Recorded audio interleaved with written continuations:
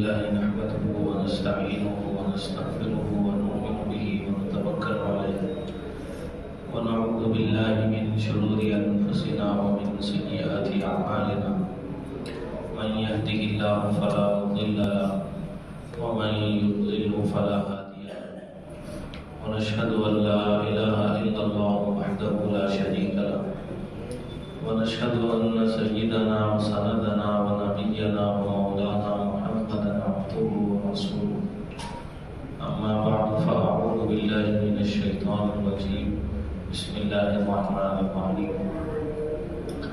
يا بني آدم قد أنزلنا عليكم لباسا يواري سوآتكم وريشا ولباس التقوى ذلك خير ذلك من آيات الله لعلهم يذكرون صدق اللہ العظیم۔ معزز سامعین کرام، عزیز ساتھیوں، بزرگوں، دوستوں، اللہ تعالیٰ نے انسان کو اشرف المخلوقات بنایا ہے۔ اللہ تعالیٰ کی مخلوق میں سب سے افضل اور سب سے اشرف انسان کو بنایا ہے۔ جتنی مخلوقات اللہ تعالیٰ نے پیدا کی ہیں ان سب میں اللہ کے نزدیک سب سے زیادہ معزز اور مکرم اگر کوئی ہے تو وہ انسان ہے۔ یہ جو آیت میں نے آپ حضرات کے سامنے تلاوت کی ہے اس میں اللہ تعالیٰ نے انسان کو کچھ ہدایات دی ہیں لباس سے متعلق، کہ لباس آدمی اپنا اختیار کرے تو کیسا اختیار کرے۔ دوسرے جو حیوانات ہیں، جانور ہیں، وہ لباس نہیں پہنتے، انسان لباس پہنتا ہے۔ لباس کے کچھ اصول اور آداب بتائے گئے ہیں، اس کی روشنی میں اگر لباس پہنتا ہے تو اس کا یہ پہننا بھی عبادت ہے، یہ پہننا بھی باعث اجر و ثواب ہے، اور اگر اس کی خلاف ورزی کرتا ہے ان اصول اور ہدایات کی لباس کے پہننے میں تو اس کا یہ لباس پہننا اللہ اس کے رسول کی ناراضگی کا سبب ہے۔ اللہ تعالیٰ ارشاد فرماتے ہیں، اے آدم کے بیٹوں، ہم نے تم پر لباس کو اتارا جو تمہارے سطر کو چھپاتا ہے، یواری سوآتکم، اور وہ لباس خوبصورتی کا سبب اور ذریعہ ہے۔ وریشا، لباس پہننے سے متعلق ہدایات اس آیت میں اللہ رب العزت نے بیان فرمائی ہیں۔ اس کی روشنی میں آدمی اپنے لباس کو دیکھے کہ میرا اپنا جو لباس ہے وہ لباس کی یہ جو مقاصد یہاں پہ بیان کیے گئے ہیں اس کو وہ لباس پورا کرتا ہے یا نہیں کرتا ہے۔ پورا کرتا ہے تو لباس کا مقصد پورا ہو رہا ہے، نہیں کرتا ہے تو لباس پہننے کے باوجود اس کا اپنا جو مقصد ہے لباس پہننے کا وہ پورا نہیں ہو رہا ہے۔ اللہ تعالیٰ ارشاد فرماتے ہیں لباس کا جو بنیادی مقصد ہے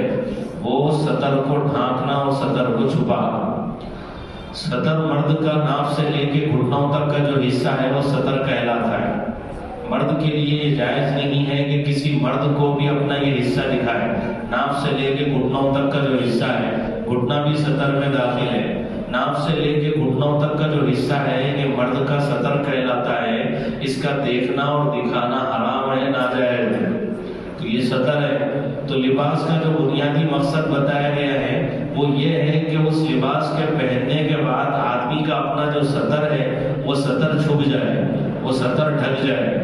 اگر سطر چھپ جاتا ہے، ڈھک جاتا ہے تو لباس کا جو مقصد ہے وہ پورا ہو رہا ہے۔ لباس بندہ پہنتا ہے لیکن اتنا چھوٹا لباس پہنتا ہے کہ اس لباس کے پہننے سے اس کا سطر ہی نہیں ڈھکتا تو پھر لباس کا مقصد پورا نہیں ہو رہا ہے۔ یا پھر لباس پہنتا ہے، اتنا باریک لباس پہنتا ہے کہ اس لباس کو پہننے کے باوجود اس کا سطر دکھائی دیتا ہے، تب بھی لباس کا مقصد پورا نہیں ہو رہا ہے۔ یا پھر لباس پہنتا ہے لیکن اتنا چست لباس پہنتا ہے اور اتنا ٹائٹ لباس پہنتا ہے کہ اس لباس کو پہننے کے باوجود اس کے جو جسم کی بناوٹ ہے اور اس کی جو جسم کی ساخت اور پرداخت ہے وہ دکھائی دیتی ہے، تو پھر لباس کا سمجھو مقصد پورا نہیں ہو رہا ہے۔ تو لباس کا جو اصل مقصد ہے وہ یہ ہے کہ سطر ڈھک جائے، سطر چھپ جائے۔ اور سطر مرد کا آپ کو ابھی بتایا گیا کہ ناف سے لے کے گھٹنوں تک کا جو حصہ ہے وہ سطر کہلاتا ہے، اور یہ کسی کو دکھانا جائز نہیں ہے، اور کوئی کسی کے سطر کو دیکھے یہ بھی اس کے لیے جائز نہیں ہے۔ اس مسئلے کو اچھی طریقے سے ذہن میں رکھنا چاہیے۔ اس کے بعد اپنے لباس پہ ایک نظر ڈالنی چاہیے کہ میں جو لباس پہنتا ہوں، میرا اپنا جو لباس ہے، لباس کا جو مقصد قرآن کریم بیان کر رہا ہے کہ سطر چھپ جائے، سطر ڈھک جائے، میرے اپنے لباس سے لباس کا یہ مقصد پورا ہو رہا ہے یا نہیں ہو رہا ہے؟ سطر میرا چھپ رہا ہے یا نہیں چھپ رہا ہے؟ چھپ رہا ہے تو لباس کا مقصد پورا ہو رہا ہے، سطر نہیں چھپ رہا ہے تو پھر لباس کا جو مقصد ہے وہ پورا نہیں ہو رہا ہے۔ لباس پہن کے بھی گویا کہ ہم ننگے ہیں، لباس پہن کے بھی گویا کہ ہم برہنہ ہیں، تو یہ انتہائی افسوس کی بات ہوگی۔ اس لیے کتنے ایسے ہمارے نوجوان ہیں، کتنے ایسے لوگ ہیں لباس پہنتے ہیں، اس کے باوجود ان کا اپنا جو لباس ہوتا ہے ایسا چست ہوتا ہے اور ایسا ٹائٹ ہوتا ہے کہ جسم کی بناوٹ دکھائی دیتی ہے، یا پھر اتنا مختصر ہوتا ہے کہ بھائی ٹی شرٹ پہنی اوپر سے، جہاں پہ جا کے اس کی حد ختم ہو رہی ہے وہیں سے جینس پینٹ پہن لیتے ہیں، وہیں سے اس کی حد شروع ہوتی ہے۔ اس کے بعد ضرورت سے فارغ ہونے کے لیے مسجد آتے ہیں اور بیٹھ کے استنجا تک وہ نہیں کر سکتے، ضرورت سے فارغ تک نہیں ہو سکتے، صحیح ڈھنگ سے بیٹھ کے کھڑے ہو کے پیشاب کرتے ہیں۔ پوچھنے پر بتاتے ہیں کہ بھئی یہ لباس جو کہ ٹائٹ ہے، لباس جو کہ چست ہے، ہم بیٹھ کے پیشاب تک نہیں کر سکتے، کھڑے ہو کے پیشاب کر رہے ہیں، پیشاب کے چھینٹے اپنے جسم پہ اچھل رہے ہیں اور پیشاب کے چھینٹے ہمارے اپنے جسم پہ گر رہے ہیں، جبکہ اللہ کے نبی ارشاد فرماتے ہیں کہ خبر کا جو عذاب ہے وہ پیشاب کے چھینٹوں سے نہیں بچنے کی وجہ سے ہوتا ہے۔ خبر کا عذاب سب سے پہلے مرنے کے بعد بندے کو جو سامنا کرنا ہے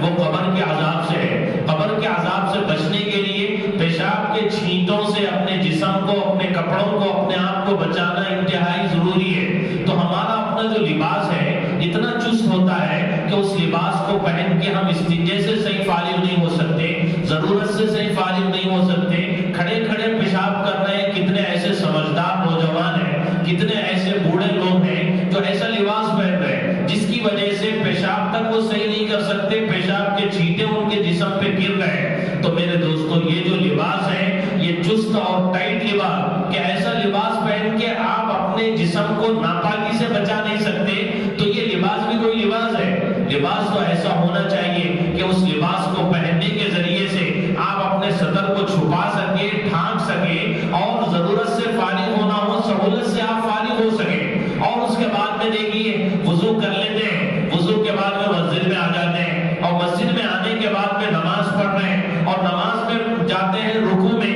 یا نماز میں جاتے ہیں سجدے میں۔ سجدے میں جانے کے بعد ہمارا اپنا جو سطر ہے وہ سارا کا سارا کھل جاتا ہے، اور سطر پیچھے والے کو دکھائی دے رہا ہے، اس کی اپنی نماز میں اس کے اپنے خیالات خراب ہو رہے ہیں، اور اس کا ذہن پراگندہ ہو رہا ہے، اور اس کے ذہن میں عجیب و غریب قسم کے خیالات آنے کی وجہ سے اس کی اپنی نماز برباد ہو رہی ہے۔ تو یہ جو ہمارا اپنا عمل ہے یہ اسلامی لباس نہیں ہے، یہ اسلامی تہذیب نہیں ہے، یہ اسلامی کلچر نہیں ہے۔ فیشن کے نام پہ جو بھی چیز ہم کو جہاں سے بھی ملی ہم نے اس کو اٹھا لیا، ہم نے اس کو سینے سے لگا لیا، جو بھی چیز جہاں سے ملی ہم نے اس کو اٹھا لیا اور سینے سے لگا لیا، اور اس کے اوپر فخر کرنے لگے اور اترانے لگے اور فخر سے اس کے اوپر عمل کرنے لگے۔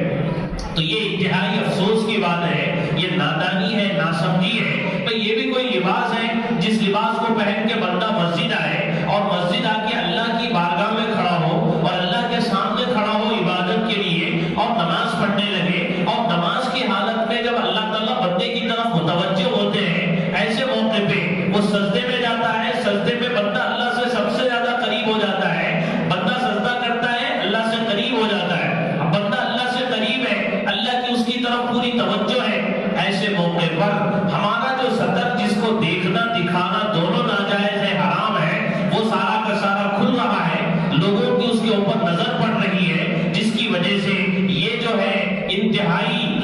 بری حرکت ہے اور انتہائی نادانی کی بات ہے۔ ایسی حرکت سے اپنے آپ کو دور رکھنے کی کوشش کرنی چاہیے۔ قرآن کریم کی اس آیت میں اللہ تعالیٰ نے لباس کا جو مقصد بتایا ہے وہ یہ ہے یواری سوآتکم، لباس ایسا ہونا چاہیے جو تمہارے سطر کو چھپائے، لباس ایسا ہونا چاہیے جو تمہارے سطر کو ڈھانکے۔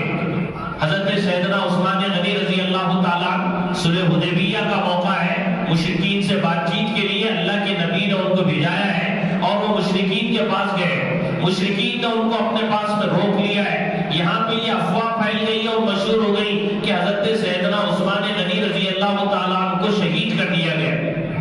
نبی رحمت صلی اللہ علیہ وسلم نے درخت کے نیچے صحابہ کرام سے بیعت لی۔ اس کے بعد میں جب حضرت عثمان غنی رضی اللہ تعالیٰ عنہ مشرکین سے بات چیت کے لیے جانے لگے، ان کے اپنے جو چچا زاد بھائی تھے انہوں نے کہا کہ دیکھو آپ کا جو تہبند ہے، آپ کا جو پائجامہ ہے یا اس وقت کا جو بھی ان کا اپنا لباس تھا، تہبند ہے، ازار ہے، وہ ٹخنوں سے اوپر ہے، اس کو آپ تھوڑا سا نیچے کر لیجئے۔ اس طرح لباس پہن کے آپ سرداروں سے بات کرنے کے لیے جائیں گے، ایسا لباس پہن کے آپ مالداروں سے بات کرنے کے لیے جائیں گے، مکے کے رؤساء اور مالداروں سے بات کرنے کے لیے جائیں گے، وہ لوگ اس کو معیوب سمجھیں گے، وہ لوگ اس کو برا سمجھیں گے۔ آپ اپنے لباس کو تھوڑا سا نیچے کر لیجئے، اپنے ازار کو تھوڑا سا نیچے کر لیجئے، اپنے تہبند کو تھوڑا سا نیچے کر لیجئے۔ حضرت سیدنا عثمان غنی رضی اللہ تعالیٰ عنہ نے ارشاد فرمایا، اللہ ہاکذا عزرت صاحبنا، نہیں ایسا نہیں ہو سکتا۔ ہمارے محبوب کو جو ہم نے لباس پہنتا ہوا دیکھا ہے، ہمارے محبوب کا جو تہبند ہم نے دیکھا ہے، ان کا اپنا ازار جو ہم نے دیکھا ہے وہ یہیں تک ہوتا ہے، اس لیے ہم بھی اپنے ازار کو یہیں تک رکھیں گے، ہم اس کو ٹخنوں سے نیچے نہیں لٹکائیں گے، چونکہ یہ ہمارے نبی کی سنت کے خلاف ہے، ہمارے محبوب کے طریقے کے خلاف ہے۔ ہم ایسا لباس نہیں پہنیں گے، ہم بس ایسے ہی جائیں گے چاہے وہ کچھ بھی سمجھے، ہم کو ان سے کچھ لینا دینا نہیں، ہم کو ان سے کچھ لینا دینا نہیں، ہم اسی تہذیب پہ فخر کریں گے جو ہمارے نبی کی تہذیب ہے، اسلامی تہذیب ہے، اسلامی کلچر ہے، چاہے دشمن کچھ بھی سمجھے، ہم اپنے لباس کو ایسے ہی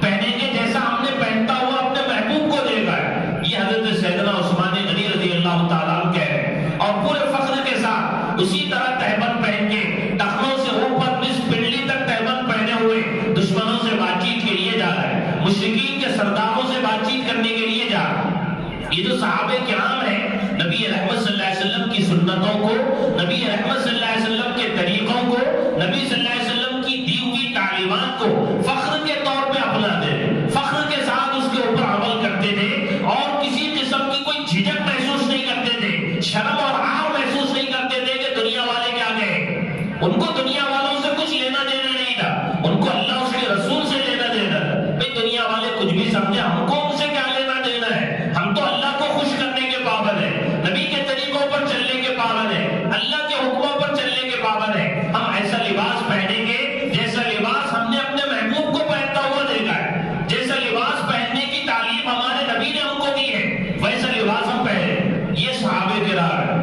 تو اللہ رب العزت نے قرآن کریم کی اس آیت میں لباس کا جو بنیادی مقصد بتایا ہے وہ یہ ہے کہ وہ سطر کو چھپا دے، سطر کو ڈھانک دے۔ اتنا چھوٹا سا لباس جو سطر کو نہ چھپائے، یا اتنا چست اور ٹائٹ لباس کہ وہ پہننے کے باوجود جسم کی بناوٹ دکھائی دینے لگے، یا اتنا باریک لباس کہ اس لباس کو پہننے کے بعد میں پہننے کے باوجود آدمی کا جسم دکھائی دینے لگے۔ میرے دوستو، یہ لباس کا مقصد پورا اس کے ذریعے سے نہیں ہوتا ہے۔ ایسا لباس نہ ہم پہنے، نہ اپنے بچوں کو پہنا ہے، نہ اپنے گھر کی عورتوں کو ایسا لباس پہنا ہے۔ کتنی عورتیں ایسی ہیں، اللہ کے نبی نے پہلے ہی فرما دیا تھا کہ بہت سی عورتیں ایسی ہوں گی کپڑا پہننے کے باوجود بڑھانا دکھائی دے گی، کپڑا پہننے کے باوجود بڑھانا دکھائی دے گی، یعنی ایسا باریک لباس ہوگا، ایسا پتلا کپڑا ہوگا اور باریک کپڑا ہوگا کہ اس کپڑے کو پہننے کے باوجود جسم دکھ رہا ہوگا۔ تو یہ کپڑا پہننا بھی کوئی پہننا ہے کہ اس کے پہننے کے باوجود پورا جسم دکھائی دے رہا ہے۔ تو یہ اللہ کے نبی نے پہلے ہی پیشن گوئی دے دی، اللہ کے نبی نے پہلے ہی پیشن گوئی دے دی۔ اب شادیوں کے موقع پہ، تقریبات کے موقع پہ دیکھیے کتنی عورتیں ایسی ہیں، ہمارے اپنے گھر کی بچیاں، ہمارے اپنی گھر کی عورتیں ایسا لباس پہنتی ہیں کہ اس لباس کو پہننے کے باوجود جسم دکھائی دے رہا ہے، اس لباس کو پہننے کے باوجود جسم کی بناوٹ دکھائی دے رہی۔ یہ ایسا لباس پہنتی ہے کہ ہاتھ کھلے ہوئے ہیں، بازو کھلے ہوئے ہیں، ایسا لباس پہنتی ہے کہ پیٹ کھلا ہوا ہے، پیٹھ کھلی ہوئی ہے۔ تو یہ لباس کا مقصد اس کے ذریعے سے پورا نہیں ہوتا ہے۔ یہ لباس پہن کے مجلسوں میں جانا، محفلوں میں جانا، شادیوں میں جانا، تقریبات میں جانا اللہ کے غضب کو للکارنا ہے، اللہ کے غضب کو للکارنا ہے۔ اللہ کے نبی نے ارشاد فرمایا، میرا ہر امتی قابل معافی ہے، ہر امتی کو معاف کیا جا سکتا ہے، اس کے گناہ کو بخشا جا سکتا ہے، اس کے گناہ کو معاف کیا جا سکتا ہے، لیکن ایسے امتیوں کے جو علل اعلان گناہ کرتے ہیں،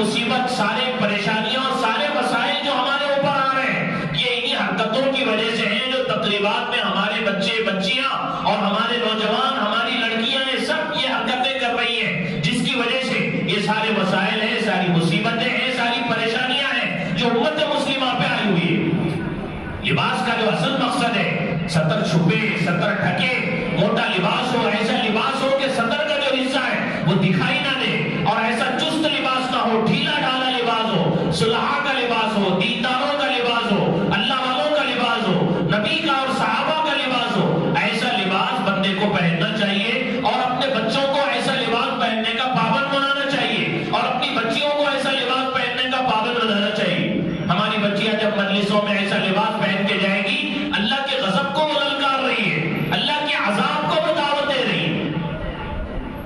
یہ ایک مقصد قرآن کریم بتاتا ہے۔ لباس کا مقصد یہ ہے کہ سطر چھپ جائے، سطر ڈھک جائے۔ دوسرا مقصد اس میں یہ بتایا گیا ہے، لباس کا مقصد یہ ہے کہ بندہ لباس پہنے خوبصورتی کے لیے۔ ایسا لباس ہونا چاہیے کہ جسم خوبصورت، بندے کا خوبصورت لباس ہونا چاہیے، بدحیت لباس نہیں ہونا چاہیے، بے ڈھنگا لباس نہیں ہونا چاہیے، دیکھنے میں اچھا بھی لگے، ایسا لباس پہننا چاہیے۔ آدمی اپنی حیثیت سے لباس پہنے، شریعت اس پر کوئی پابندی نہیں لگاتی۔ ایک صحابی اللہ کے نبی کی خدمت میں آئے، ان کا اپنا جو لباس تھا کچھ بدحیت قسم کا، بے ڈھنگا قسم کا لباس تھا، ان کے اپنے بال جو تھے پراگندہ بکھرے ہوئے تھے۔ اللہ کے نبی نے ان سے پوچھا کہ بھئی کیا تمہارے پاس کوئی مال نہیں ہے؟ اور انہوں نے کہا کہ بھئی میرے پاس تو مال ہے۔ اللہ کے نبی نے پوچھا کس قسم کا مال ہے؟ اور انہوں نے کہا کہ میرے پاس اونٹ ہے، بکریاں ہیں، میرے پاس گھوڑے ہیں، ہر قسم کی دولت سے اللہ نے مجھے نوازا ہے، ہر قسم کا مال میرے پاس ہے۔ اللہ کے نبی نے ارشاد فرمایا جب ہر قسم کا مال تیرے پاس ہے تو تیرے مال کا اثر بھی تیرے کپڑوں پہ دکھائی دینا چاہیے، تیرے مال کا اثر بھی تیرے کپڑوں پہ دکھائی دینا چاہیے۔ آدمی اپنی حیثیت سے لباس پہنے، شریعت اس پہ کوئی پابندی نہیں لگاتی، لیکن ایک شرط ہے، لباس پہننے پر تکبر نہیں آنا چاہیے، بڑائی نہیں آنی چاہیے، نمائش کے لیے لباس نہیں پہننا چاہیے، دکھلاوے کے لیے لباس نہیں پہننا چاہیے، لوگوں کو دکھانے کے لیے، دکھانے کا جذبہ عورتوں میں ہوتا ہے۔ یہی وجہ ہوتی ہے کہ گھر میں عورتیں لباس پہنتی ہیں میلا کچیلا، کہیں تقریب میں جانا ہوتا ہے، شادی میں جانا ہوتا ہے، کسی محفل میں جانا ہوتا ہے تو اچھے سے اچھا لباس پہنے گی، بن سور کے مجلس میں جائے گی، اس محفل میں جائے گی، اس تقریب میں جائے گی۔ اس کا مطلب صاف یہ ہوتا ہے کہ ان کا اپنا لباس جو پہننا ہے، لباس پہننے کا جو مقصد ہے وہ دکھلاوا ہے، نمائش ہے، لوگوں کو بتانے کے لیے، لوگوں کو دکھانے کے لیے عورتیں لباس پہنتی ہے۔ تو لباس پہننا لوگوں کو دکھانے کے لیے یہ عورتوں کی خصلت اور ان کی اپنی عادت ہے۔ مرد اگر ایسا لباس پہنے لوگوں کو دکھانے کے لیے، نمائش کے لیے، لوگوں پر اپنی برتری جتانے کے لیے، یا پھر عورتیں لباس پہنے دکھاوے کے لیے، نمائش کے لیے، تو یہ شریعت میں ناپسندیدہ عمل ہے، یہ شریعت میں ناپسندیدہ عمل ہے۔ لباس آپ پہن سکتے ہیں، قیمتی لباس پہن سکتے ہیں، خوبصورت لباس پہن سکتے ہیں، ایسا لباس پہن سکتے ہیں جس سے جسم کو راحت ملے، جسم کو سکون ملے، جسم کو آرام ملے، ایسا لباس بھی آپ پہن سکتے ہیں، لیکن ایسا لباس نہیں پہن سکتے جس کے ذریعے نمائش مقصود ہو، دکھلاوا مقصود ہو، جس لباس کو پہننے سے تکبر آ جائے، جس لباس کو پہننے کی وجہ سے دل میں بڑائی آ جائے، جس لباس کو پہننے کے بعد سامنے والے کو کمتر اور حقیر سمجھے،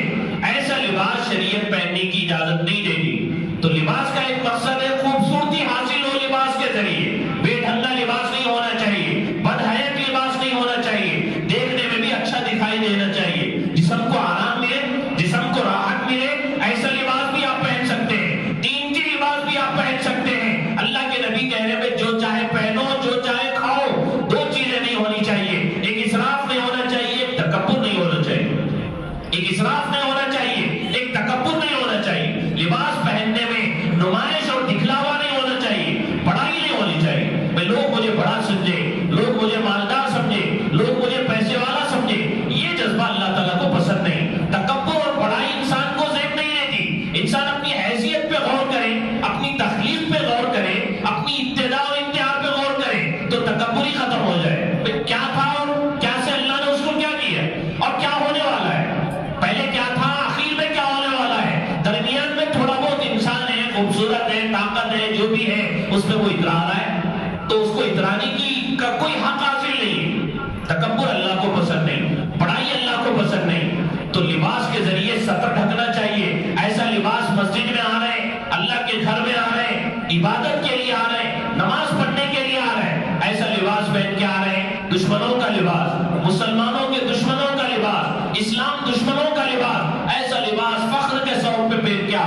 نماز پڑھ رہے ہیں، سجدے میں جا رہے ہیں، سطر ہمارا کھل رہا ہے اور سطر دکھائی دے رہا ہے، جس کی وجہ سے میرے دوستوں مسجد کے احترام کے خلاف بھی عمل ہو رہا ہے۔ اللہ کے نبی کہتے ہیں کہ بھئی ٹخنوں کو کھلا رکھنا چاہیے، ٹخنوں کو کھلا رکھنا چاہیے، ٹخنوں سے نیچے لباس نہیں لینا چاہیے، ٹخنوں کو چھپانا نہیں چاہیے، لباس ہمارا ٹخنے کھلے رہنے چاہیے۔ لیکن کتنے ایسے مسلمان ہیں جو اس کے اوپر عمل کرتے ہیں، لیکن کوئی دشمنوں کی طرف سے فیشن کے نام پہ کوئی چیز آ جائے، بھئی گھٹنوں کو کھلا رکھنا چاہیے، تو ٹخنے بھی کھلے ہو گئے، گھٹنے بھی کھلے ہو گئے، اتنا لباس پہن کے فخر کے ساتھ نوجوان پھر رہے ہیں، گاڑیوں پہ پھر رہے ہیں، باہر پھر رہے ہیں، مجلسوں میں گھوم رہے ہیں، اتنا لباس پہن کے، اور پھٹا پرانا لباس پہن کے بھی پھر رہے ہیں، پھٹا ہوا لباس فخر کے طور پہ پہن رہے ہیں۔ بھئی فیشن کے نام پہ کوئی بھی چیز آ جائے، ہم اس کو سینے سے لگانے کو تیار ہیں، ہم اس کو گلے سے لگانے کو تیار ہیں، عقل لڑانے کے لیے تیار نہیں ہے۔ اب کل کے دن فیشن کے نام پہ اگر برہنہ نکلنا، ننگا نکلنا پڑے تو اس کے لیے بھی ہم تیار ہو جائیں۔ ہمارا رویہ یہ بتاتا ہے، ہمارا طرز یہ بتاتا ہے۔ جبکہ میرے دوستو، ہمارے نبی نے جو ہم کو تہذیب دی ہے، ہمارے نبی نے جو ہم کو لباس دیا ہے، ہمارے نبی نے لباس جو بہترین اصول لباس کے بتائے ہیں، اس سے بہتر کیا لباس ہو سکتا ہے؟ اس سے بہتر کیا تہذیب ہو سکتی ہے؟ اس سے بہتر کیا کلچر ہو سکتا ہے؟ اس کو فخر کے طور پہ صحابہ اپناتے تھے، فخر کرتے تھے، دنیا کی بڑی سے بڑی طاقت کے سامنے مرعوب نہیں ہوتے تھے، جھجکتے نہیں تھے۔ وہ یہ ہمارے نبی کا طریقہ ہے، یہ اسلامی کلچر ہے، یہ ہمارے نبی کا کلچر ہے، یہ ہمارے نبی کی تہذیب ہے۔ فخر کے طور پہ اس کلچر کو، تہذیب کو صحابہ اپناتے تھے۔ آج ہم شرم اور عار کی وجہ سے اس کو چھوڑ رہے ہیں اور ایسوں کے طریقوں کو لے رہے ہیں جو اسلام کے دشمن ہیں، مسلمانوں کے دشمن ہیں، ان کے طریقوں کو فخر کے طور پہ اپنا رہے ہیں۔ یہ سمجھداری نہیں ہے، یہ نادانی ہے۔ ہم کو سمجھنا چاہیے، اب اپنے بچوں کو، نوجوانوں کو، بچیوں کو ایسا لباس پہنائیں جو لباس اسلامی اصول کے مطابق ہو، اسلامی ہدایات کے مطابق ہو۔ ہم سب مسلمانوں کی پستی اور ان کی ذلت اور ان کے اوپر آنے والے مسائل، ان کے اوپر آنے والی مصیبتوں، پریشانیوں کا رونا رو رہے ہیں، لیکن ہم یہ نہیں دیکھ رہے ہیں کہ جو مصیبتیں آ رہی ہیں، جو پریشانیاں آ رہی ہیں، ہمارے ہی اپنے کرتوتوں کی وجہ سے آ رہی ہیں، ہمارے اپنے کرتوتوں کی وجہ سے آ رہے ہیں۔ کھلم کھلا ہم گناہ کر رہے ہیں، کھلم کھلا اللہ اس کے رسول کی نافرمانی کر رہے ہیں، ہماری بچیاں کھلم کھلا اللہ اس کے رسول کی خلاف ورزی کرتی ہیں، ان کی تعلیمات کی خلاف ورزی کرتی ہے، علانیہ گناہ ہو رہے ہیں۔ تو پھر میرے دوستو، یہ مصیبتیں نہیں آئیں گی تو کیا ہوگا؟ پریشانیاں نہیں آئیں گی تو کیا ہوگا؟ حالات بگڑیں گے نہیں تو اور کیا ہوگا؟ حالات بگڑیں گے، بد سے بدتر ہوں گے، مسائل آئیں گے، مصیبتیں آئیں گی، پریشانیاں آئیں گی۔ ہم کو اپنے آپ کو بدلنے کی فکر کرنی چاہیے، کوشش کرنی چاہیے۔ لباس سے متعلق جو اسلامی ہدایات ہیں، ہم اس کو اپنائیں گے، اس پہ عمل کریں گے، اس کو اپنی زندگی میں لائیں گے۔ اللہ سے دعا ہے جو کچھ کہا گیا ہے اس پر عمل کی توفیق نصیب فرمائے۔ آمین۔ وآخر دعوانا